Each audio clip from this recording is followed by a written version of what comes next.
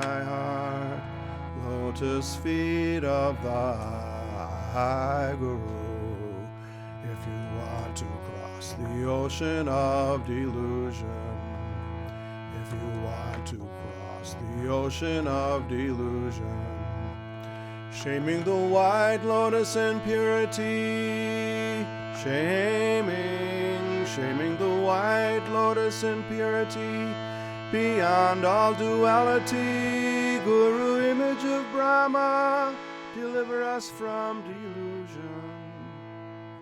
Guru, image of Brahma, deliver us from delusion. Think ye in thy heart, lotus feet of thy Guru. Think ye in thy heart, lotus feet of thy Guru.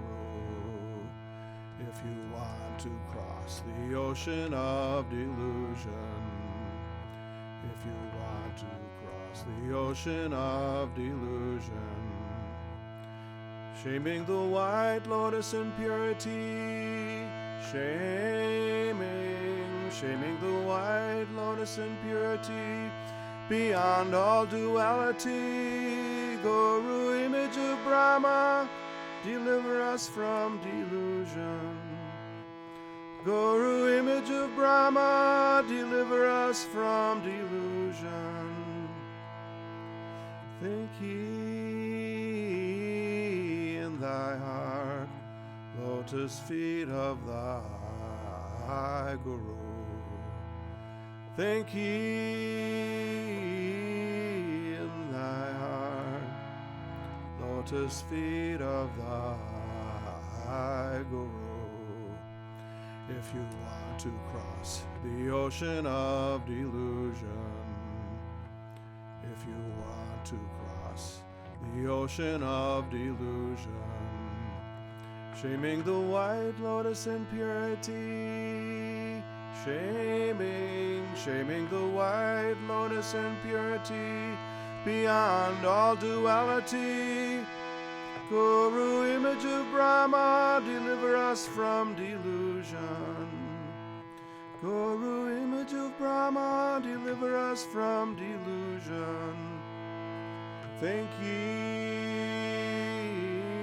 in thy heart, lotus feet of thy Guru.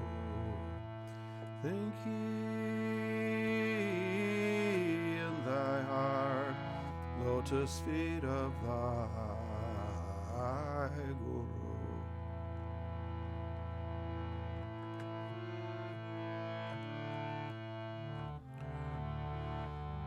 I have made thee pole star of my life. I have made thee pole star of my life.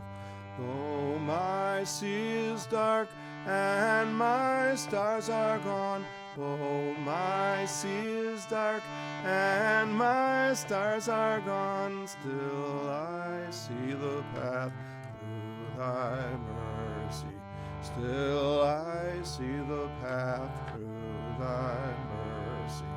I have made thee pole star of my life. I have made thee pole star of my life.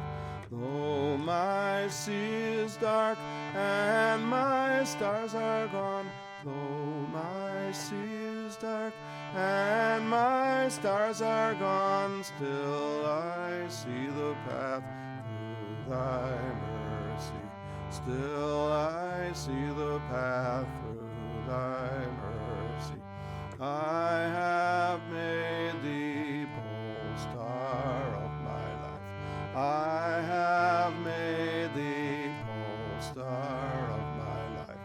Though my sea is dark and my stars are gone, though my sea is dark and my stars are gone, still I see the path through thy mercy. Still I see the path through thy mercy. star of my life. I have made thee pole star of my life. Though my sea is dark and my stars are gone, though my sea is dark and my stars are gone, still I see the path through thy mercy. Still I see the path through thy mercy. I have made thee pole star of my life. I have made thee pole star of my life. Oh, my sea is dark and my stars are gone. Oh, my sea is dark and my stars are gone, still I see the path through thy mercy. Still I see the path through thy mercy. I have made thee pole star of my life. I have made thee pole star of my life. Oh, my sea is dark and my stars are gone. Though my sea is dark and my stars are gone, still I see the path through thy mercy. Still I see the path through thy mercy. I have made thee pole star of my life. I have made thee pole star of my life. Though my sea is dark and my stars are gone, though my sea is dark and my stars are gone, still I see the path through thy mercy. Still I see the path through thy mercy. Still I see the path through thy mercy.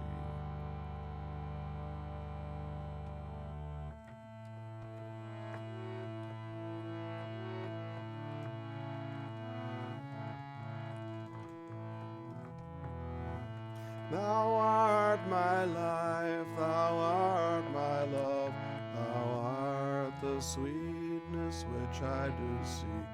Thou art my life, thou art my love, thou art the sweetness which I do seek. In the thought by my love brought, in the thought by my love brought, I taste thy name, so sweet, so sweet. Devotee knows how sweet you are. Devotee knows how sweet you are. He knows whom you let know. He knows whom you let know. Thou art my life, thou art my love, thou art the sweetness which I do seek. Thou art my life, thou art my love, thou art the sweetness which I do seek. In the thought by my love brought, in the thought by my love brought, I taste thy name, so sweet, so sweet. Devotee knows how sweet you are. Devotee knows how sweet you are. He knows whom you let know. He knows whom you let know. Thou art my life, thou art my love, thou art the sweetness which I do seek. Thou art my life, thou art my love, thou art the sweetness which I do seek. In the thought by my love brought, in the thought by my love brought, I taste thy name, so sweet, so sweet. Devotee Devotee knows how sweet you are. Devotee knows how sweet you are. He knows whom you let know.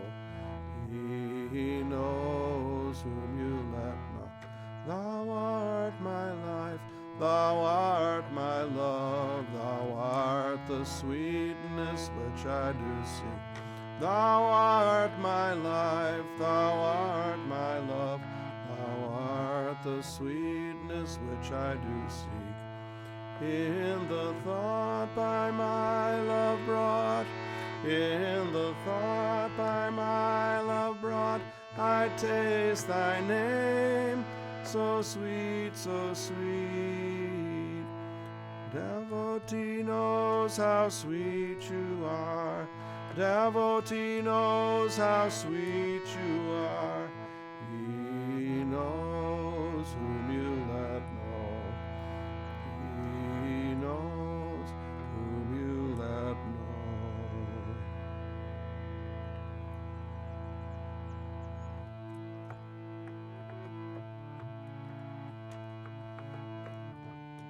Radha Krishna Govinda, Radha Krishna Govinda, Radha Krishna Govinda, Radha Krishna Govinda, Radha Krishna Govinda, Radha Krishna Govinda, Radha Krishna Govinda Jai, Radha Krishna Govinda Jai, Radha Krishna Govinda, Radha Krishna Govinda, Radha Krishna Govinda, Radha Krishna Govinda, Radha Krishna Govinda, Radha Krishna Govinda, Radha Krishna Govinda, Radha Krishna Govinda, Radha Krishna Govinda, Radha Krishna Govinda Jai, Radha Krishna Govinda Jai, Radha Krishna Govinda, Radha Krishna Govinda, Radha Krishna Govinda, Radha Krishna Govinda, Radha Krishna Govinda, Radha Krishna Govinda, Radha Krishna Govinda, Radha Krishna Govinda, Radha Krishna Govinda, Radha Krishna Govinda Jai, Radha Krishna Govinda Jai, Radha Krishna Govinda, Radha Krishna Govinda, Radha Krishna Govinda.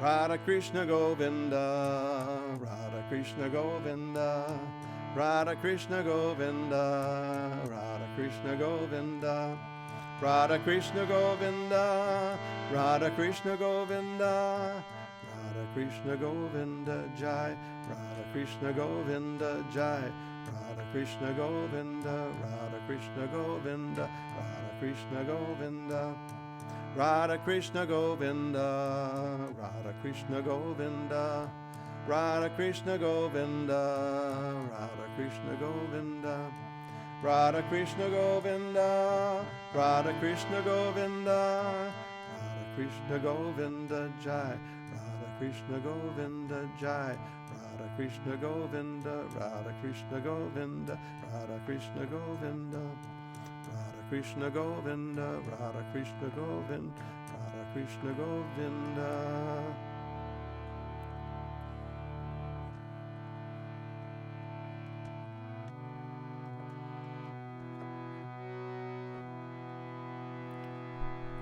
O thou blue sky, under blue cover hast thou hidden my beloved Lord. O thou blue sky, under blue cover hast thou hidden my beloved Lord.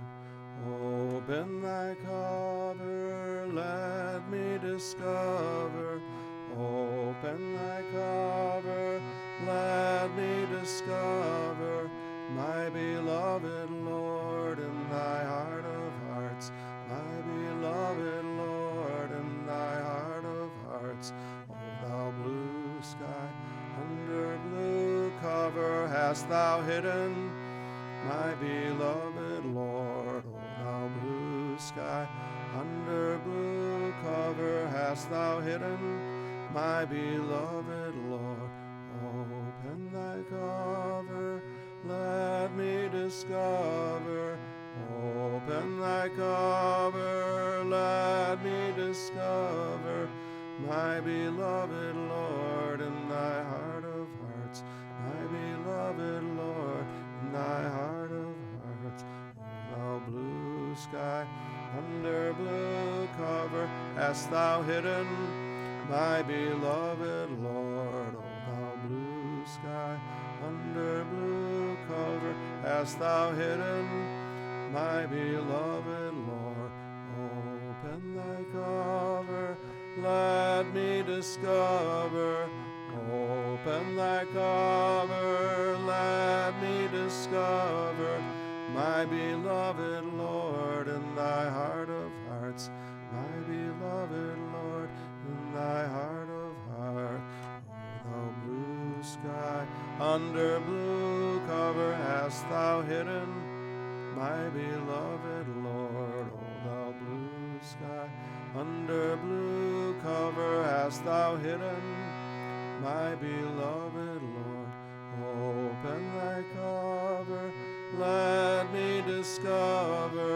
Open thy cover, let me discover my beloved Lord in thy heart of hearts, my beloved Lord in thy heart of hearts.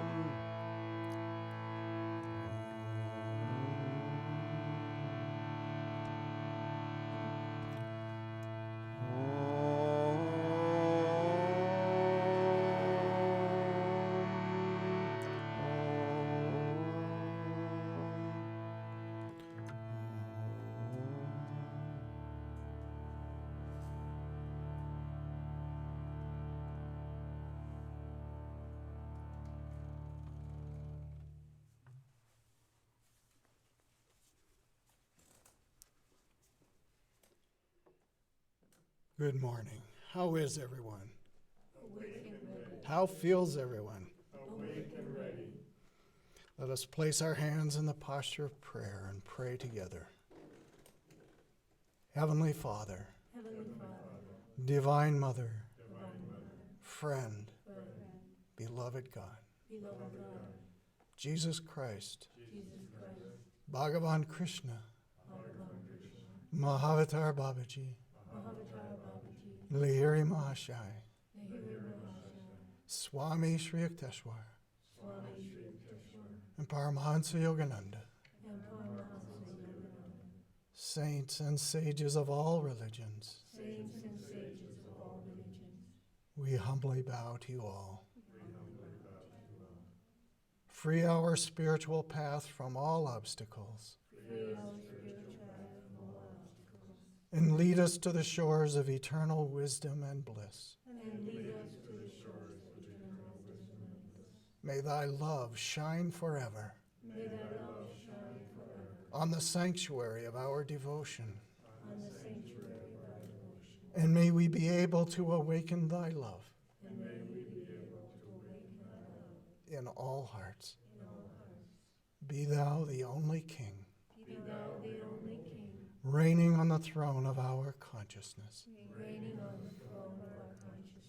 O eternal energy, awaken within us conscious will, conscious vitality, conscious health, conscious realization, goodwill to all, vitality to all, good health to all, realization to all, eternal youth of body and mind, abide within us forever, forever, and forever. And now, with arms upraised, symbolizing our upraised consciousness, let us receive healing for the body, chanting the healing vibrations of Om. Om.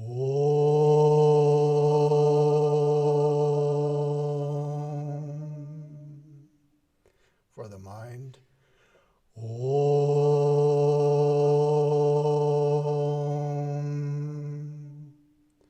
And now for the soul, Om.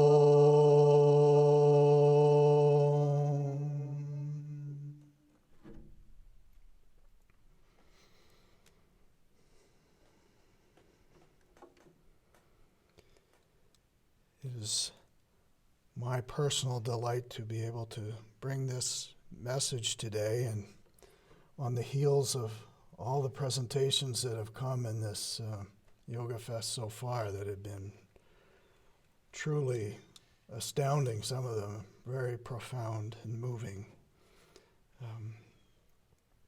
Our topic today is divine harmony. So let us begin with an affirmation. I will behold wisdom in ignorance, joy in sorrow, health in weakness. For I know that God's perfection is the only reality.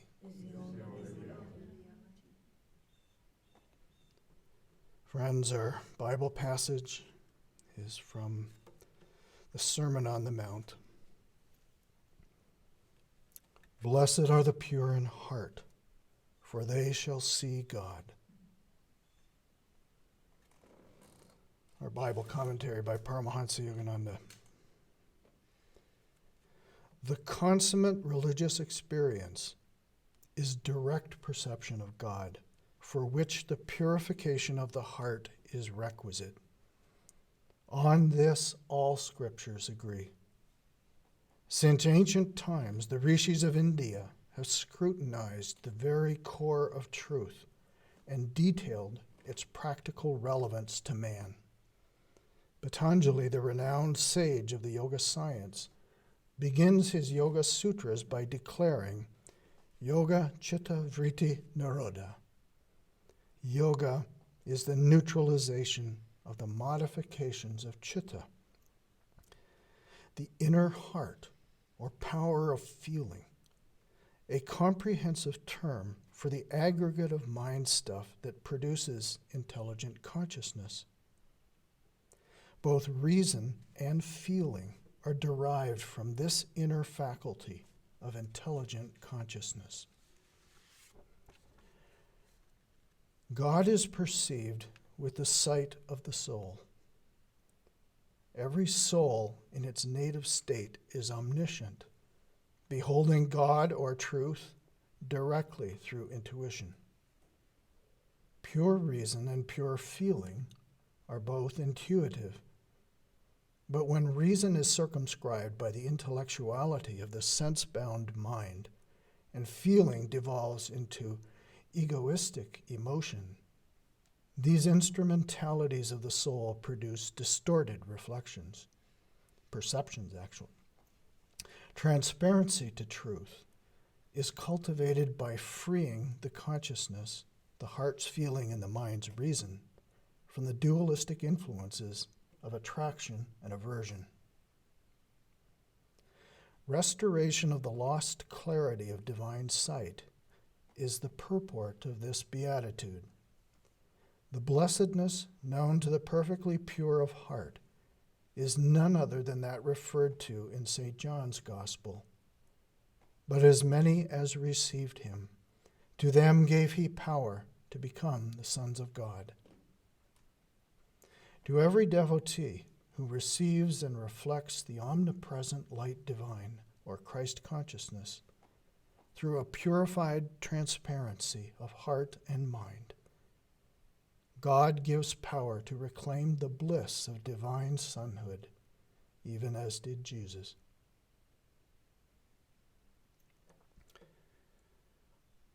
Our passage from the Bhagavad Gita is from the 12th chapter. A person who does not disturb the world, and who cannot be disturbed by the world, who is free from exaltation, jealousy, apprehension, and worry, he too is dear to me. Yogananda's commentary as follows. That man is pleasing to God, who trusting in him is tranquil, unaffected by outer events, and able to manifest his attainment of divine unity by feeling affection for all as individual expressions of the Lord. Such a lovable yogi, perceiving God as bliss, never indulges in sense excitements, frivolous pleasures, selfish jealousies, mundane fears, or material worries. A worldly man, constantly agitating himself and others by inharmonious vibrations, cannot feel in the temple of creation the presence of Blessed Spirit. Virtue is often subtle and unassuming, a quiet influence and support that give life stability and a sense of pleasant well-being whose source goes unnoticed, and as such is taken for granted. In startling contrast, evil is usually so brash and its consequences so obnoxious or painful that it defies any attempt to ignore it. Thus did Shakespeare wryly note, "The evil that men do lives after them. The good is often interred with their bones." If we envisage a world filled with the virtues and devoid of the demonic qualities enumerated in the Gita, we have the creation the loving God intended for his incarnate children.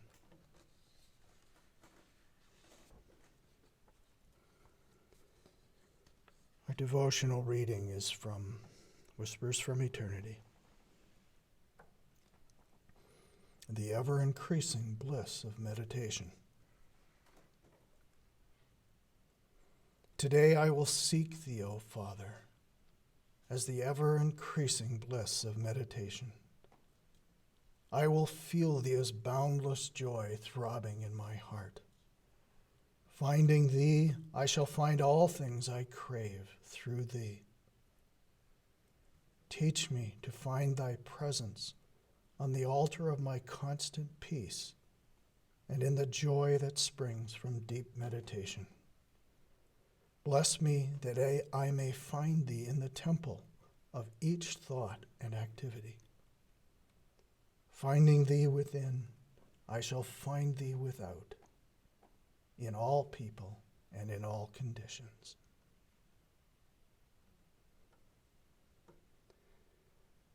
We'll have a period of meditation now.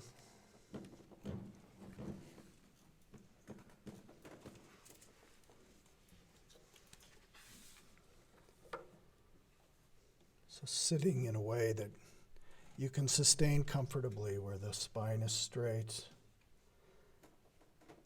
chin level, shoulder blades back a bit, gaze uplifted to the point between the eyebrows. Let's just begin by watching the breath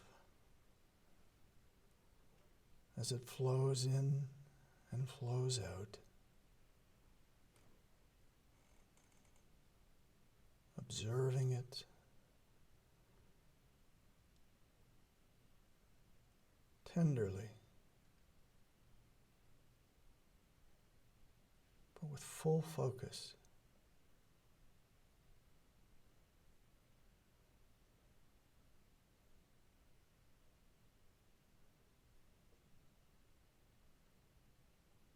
All the while we keep our attention focused, the gaze at the point between the eyebrows.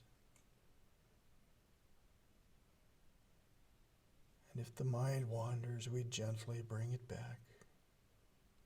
We watch the breath. We relax and allow ourselves to flow into this inward moving consciousness.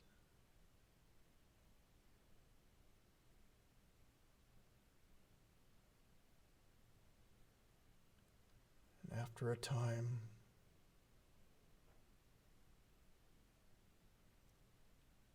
of watching the breath, of feeling ever more deeply the stillness and quiet coming from within, pray to the divine in the language of your own heart.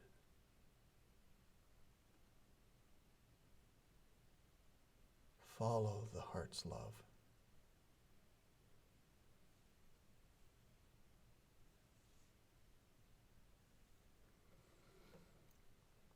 These words of Yogananda: He is the fountain of wisdom and of radiant inspiration flowing through all souls. He is the fragrance oozing from the incense vase of all hearts. He is a garden of celestial blossoms and bright thought flowers. He is the love that inspires our love dreams. I feel him percolating through my heart, as through all hearts, through the pores of the sky, through the pores of the earth, through the sky, and through all created things. He is the eternal motion of joy. He is the mirror of silence in which all creation is reflected.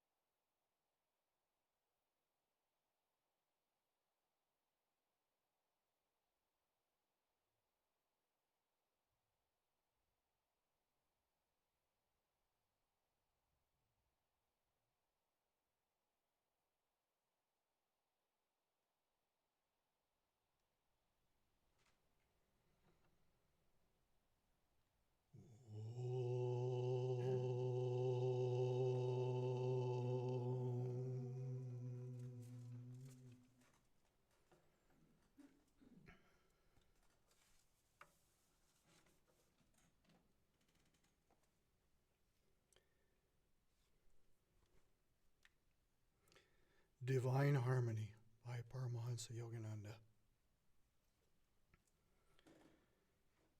My prayers to God are not for things temporal, but for those that abide. Fame which vanishes like a dewdrop in the sun, or wealth which passes like a breath of wind, hold no interest for me.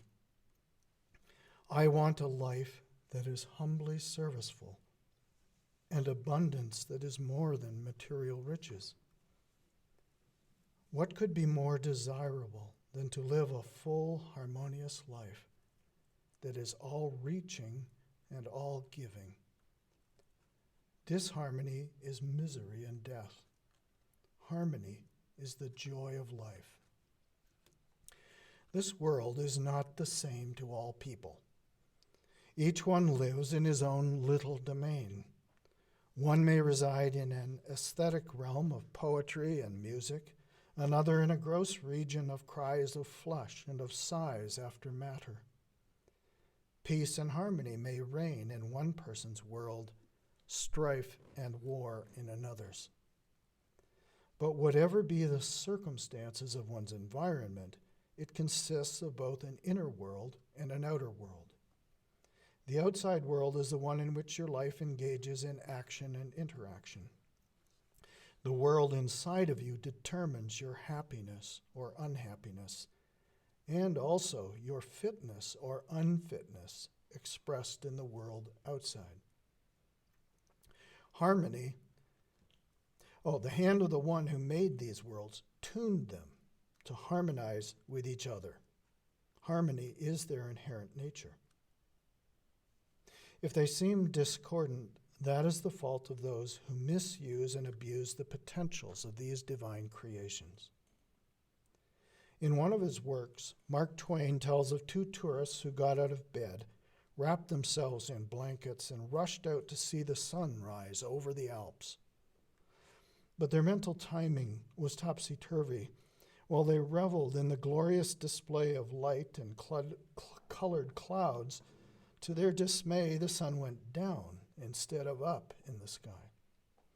Travel weary, they had slept through the whole day.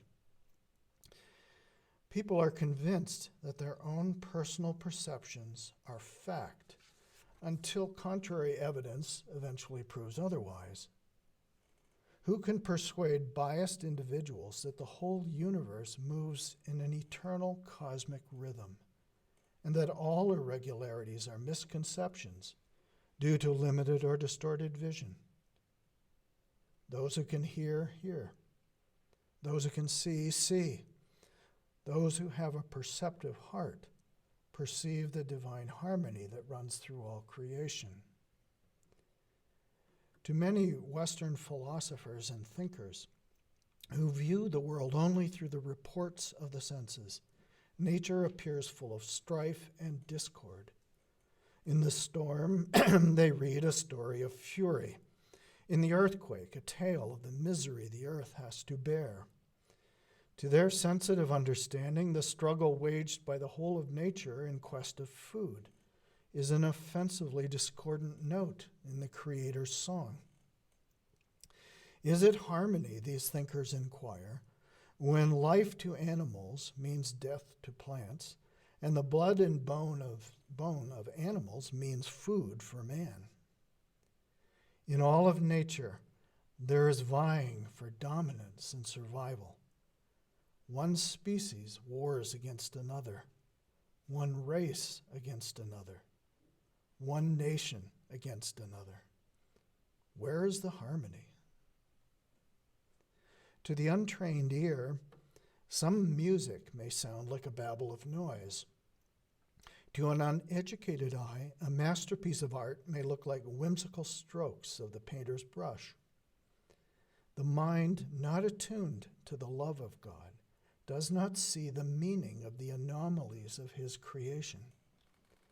Even a man such as Nietzsche, in spite of his brilliant flashes of insight and intuition, could not discern the inner harmony that is the very heart of all manifestations. Is it any wonder, then, that lesser minds do not comprehend this truth? To penetrate into the soul of creation, yoga insight is required. Things are not what they seem. When you look at a mere cross-section of something, it makes little sense. But view the whole of it, and lo, a meaningful image emerges. Similarly, the magnificent painting of creation stretches across the infinite canvas of time and space. Every object and event in nature is a masterful stroke of the great painter. But the ordinary person sees only confusing bits and pieces of these depictions. Consider everything that happens as a note in the symphony of the cosmic conductor. Individual notes seem meaningless until heard in relation to the whole composition. In the Creator's cosmic magnum opus, which has been playing throughout all time, everything, storm, death, love, life, has its part in the medley. All unite in a universal rhythm of harmony, which is heard only when the soul is attuned to God in meditation. In the vision of visions in the Bhagavad Gita, Sri Krishna bestowed on Arjuna this realization of universal unity amidst all seeming diversity, the immutable harmony in the core of creation's fluctuating disharmony. The Lord said, "Behold me as the cosmic idol in the temple of omnipresence, the whole cosmos of gods, men, and nature." How limited is the scope of man's perception? You have ears, but do they really hear? You have eyes, but do they truly see? You have a heart, but are its feelings accurate? You have a soul, but is your consciousness a pure expression of that divinity? Those who are of night live in darkness. Those who are of the day live in the light.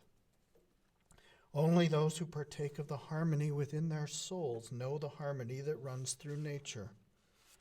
Whosoever lacks this inner harmony feels also a lack of it in the world. The mind in chaos finds chaos all around. How can one know peace if he has never tested it? But he who has inner peace can abide in this state even in the midst of outer discord. There was a householder yogi in India whose wife was a living incarnation of temper, even more petulant than the spouse of poor Socrates. Nothing the yogi did ever pleased or appeared right to his wife. Even the neighbors complained frequently about her tempestuous disposition. The yogi, in his natural goodness and being secure in his own inner calm, patiently left her alone, hoping that time would reform her. But she had no patience with him and was grimly determined to end what she considered to be his impractical spirituality. Failing in all of her other devilish devices, she set about to burn all his books, and consequently set fire to their house as well. At this, the yogi drew near to his wife and said, "Dear lady, I love you more than ever.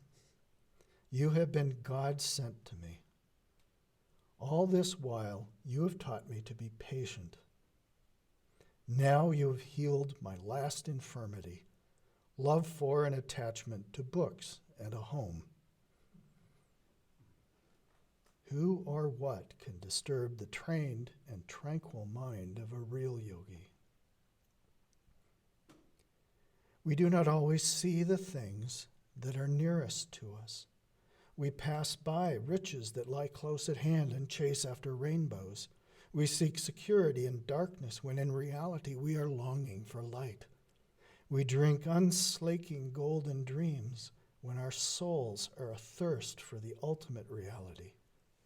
We run after the non-existent sheltering shade of mirages while actually craving the oasis of peace and harmony that lies within our souls. The inharmonious diversity that beckons to us outside is a mere shadow play of the real treasures that are inside. Quiet the outgoing mental restlessness and turn the mind within. Harmonize your thoughts and desires with the all-fulfilling realities you already possess in your soul. Then you will see the underlying harmony in your life and in all nature.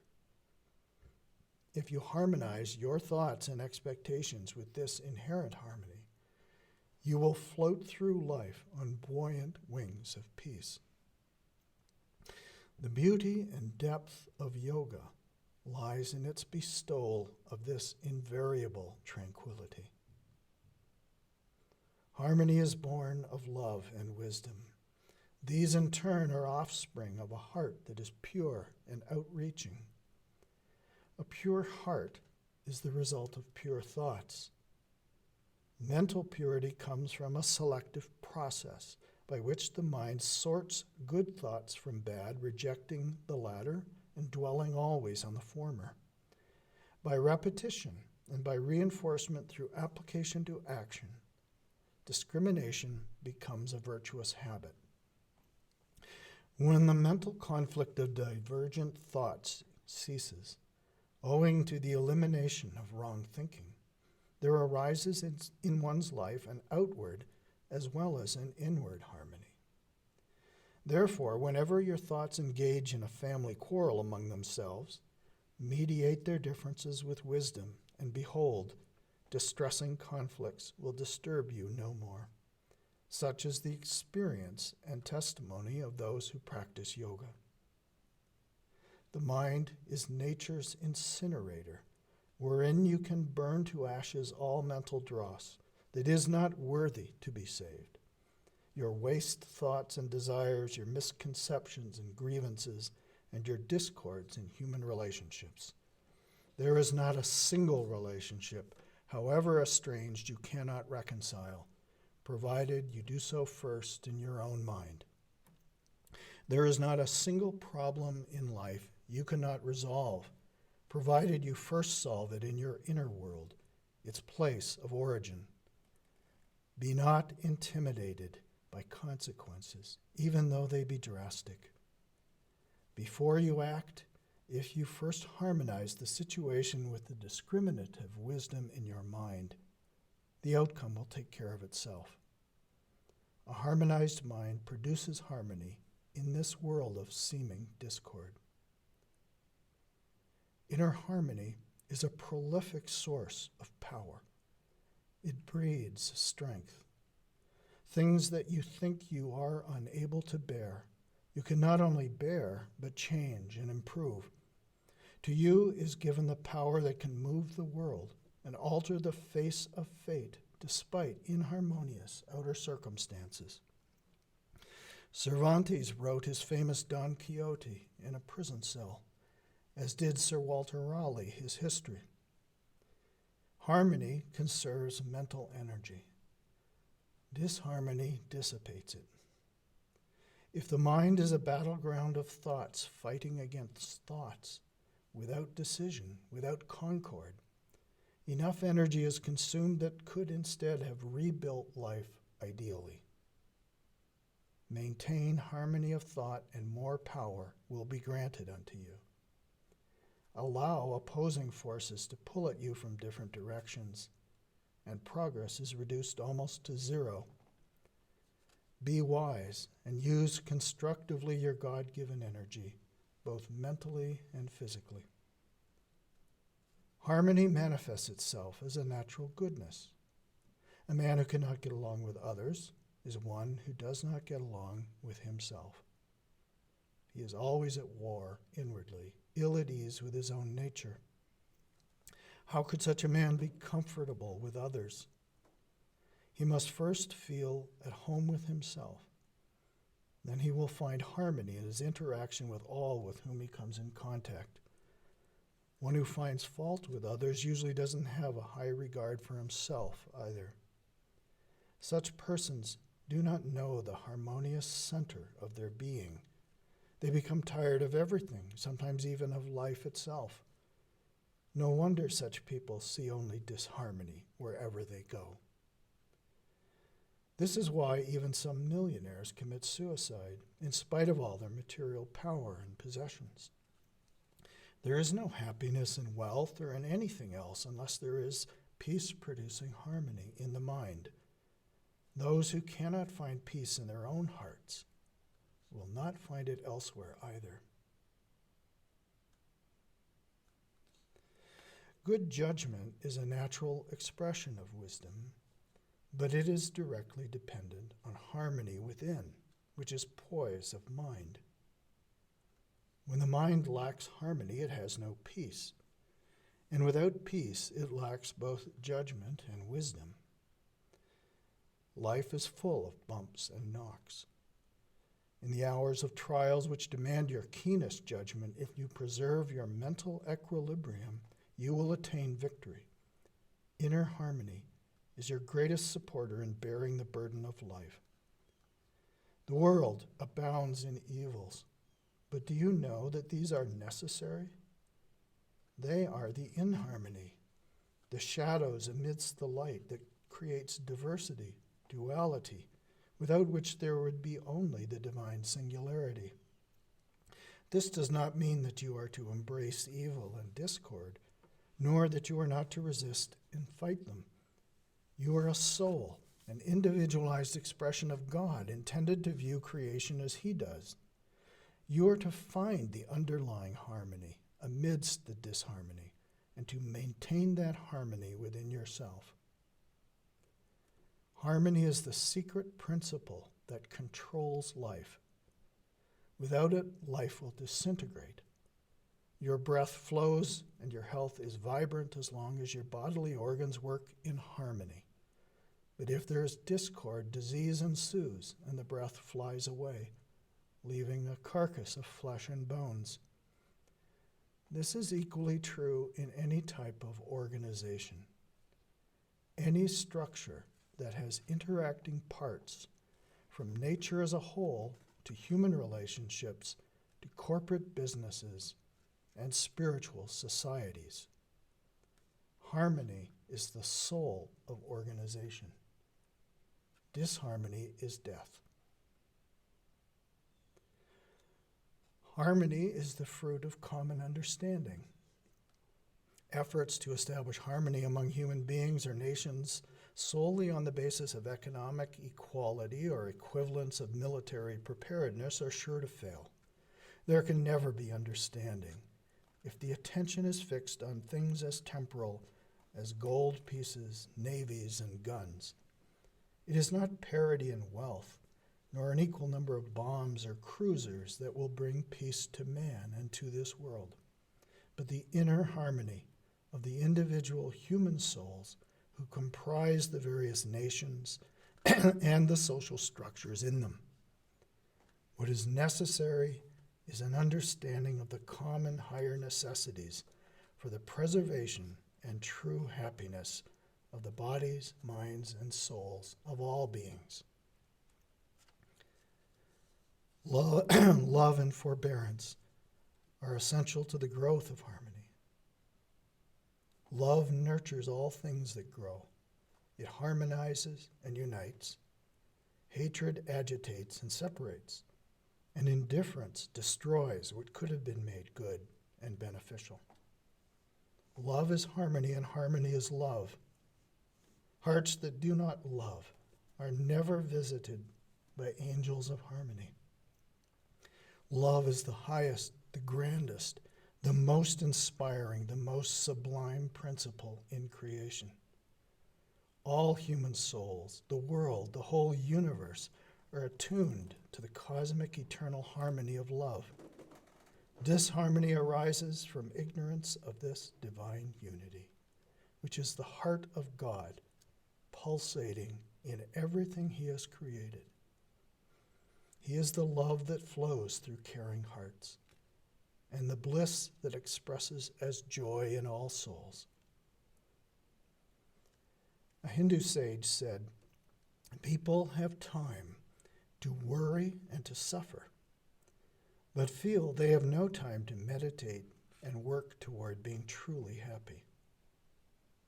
Throw off indifference and cultivate love, forbearance, and wisdom. Build your joys on the sure foundation of inner harmony. Cherish no thought that does not harmonize with the love and lawful ideals of God. Thus will your whole life be flooded with the light and bliss of the divine harmony.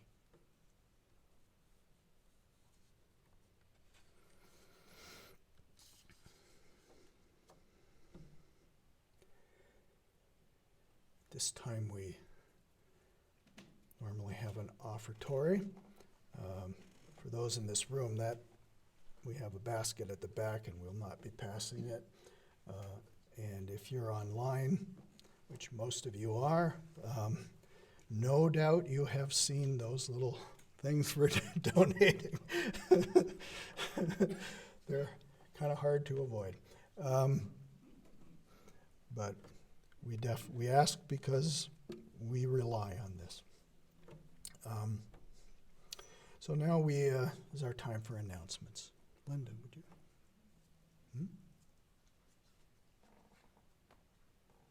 Oh, I didn't do the prayer. So place the offering that you're giving, or hold in your thoughts. Put your hands together and pray with me. Heavenly Father, Divine Mother, bless this offering. May it serve to spread thy message of self-realization to all truth-thirsty souls. Om, peace. Amen. Thank you. Now we'll have announcements from Linda.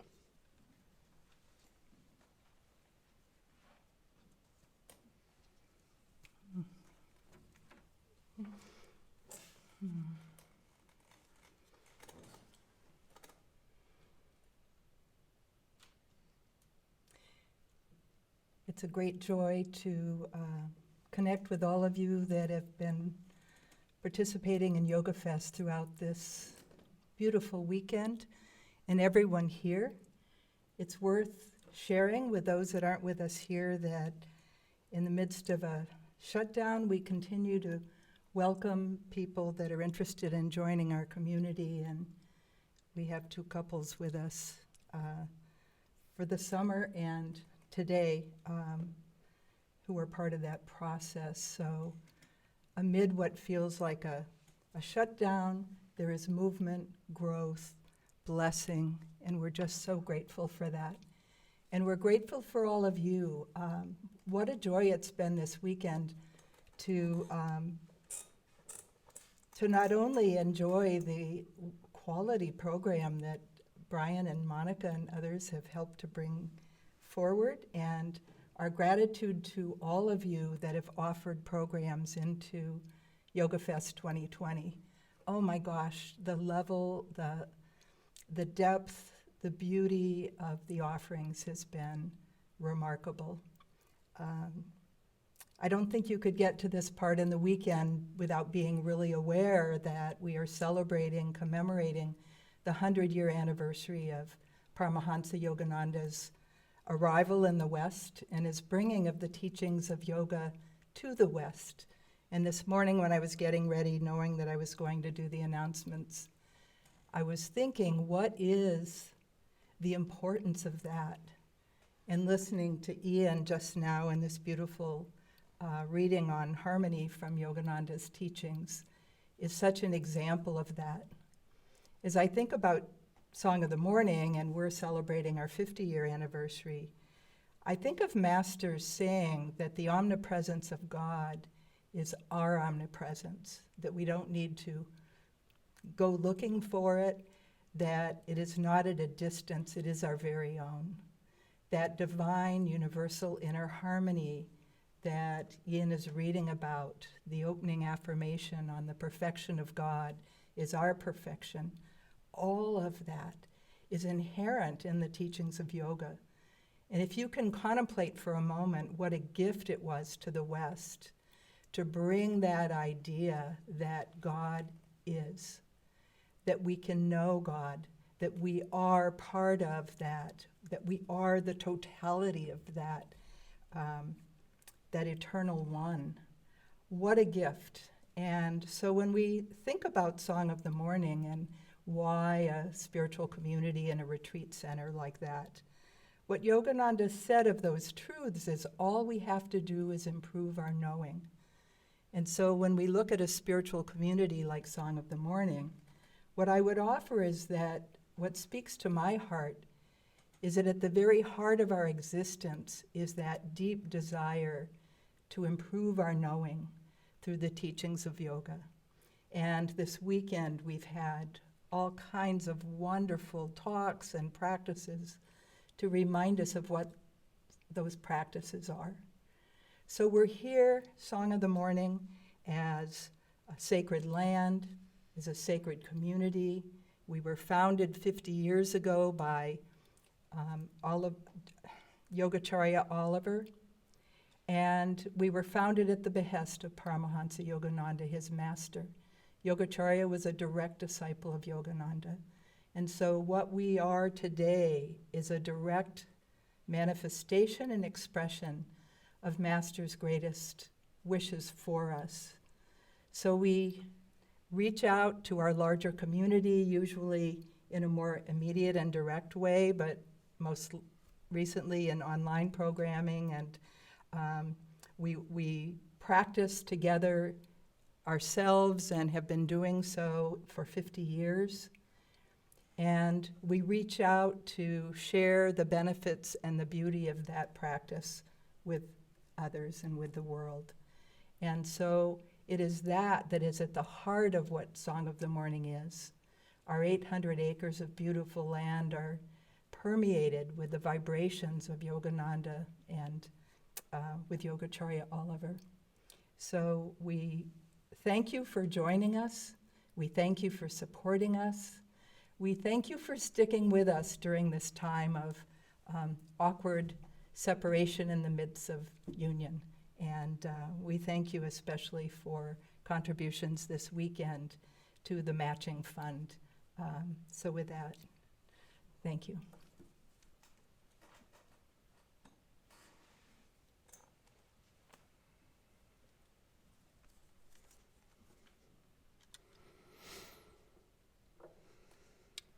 Join me in a closing prayer, please.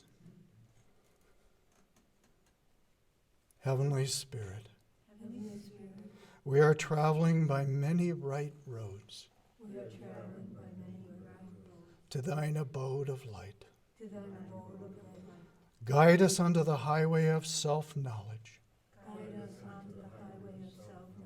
to which all paths of true religious beliefs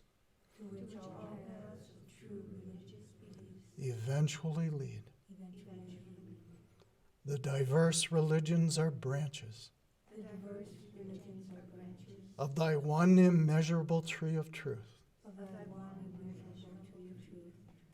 May we enjoy the luscious fruits of soul realization that hang from the boughs of scriptures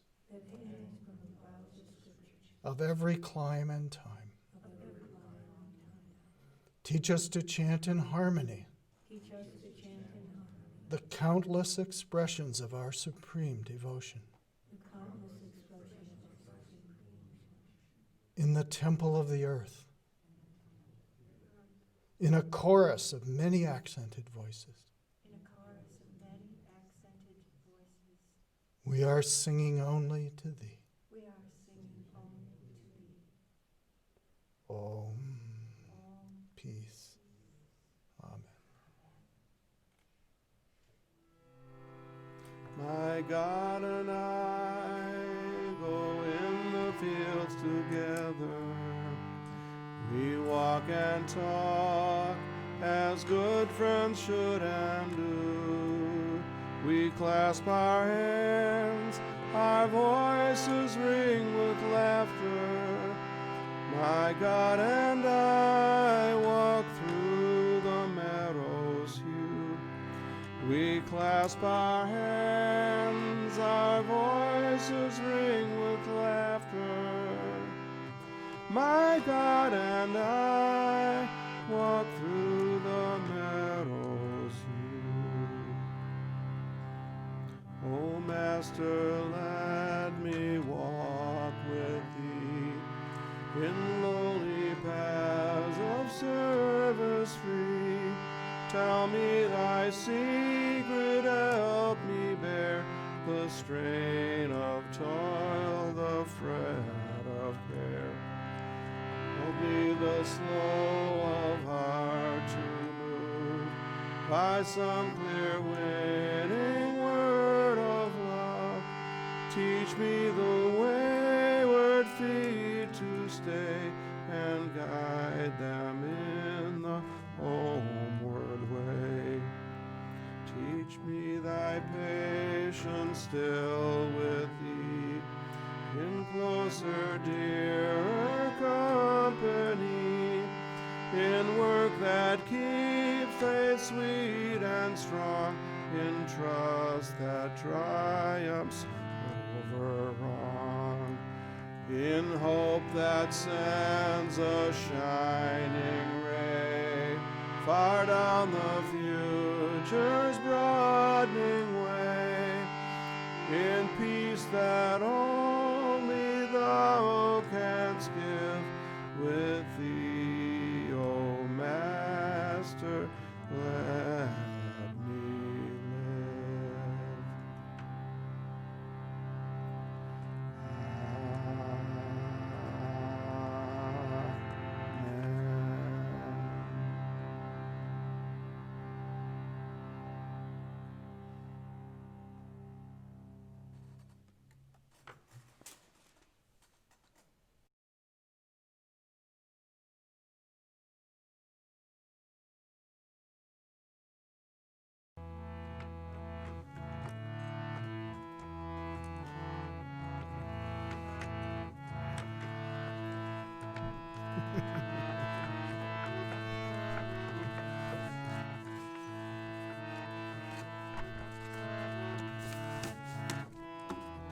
Touched my eyes ever since I saw thee.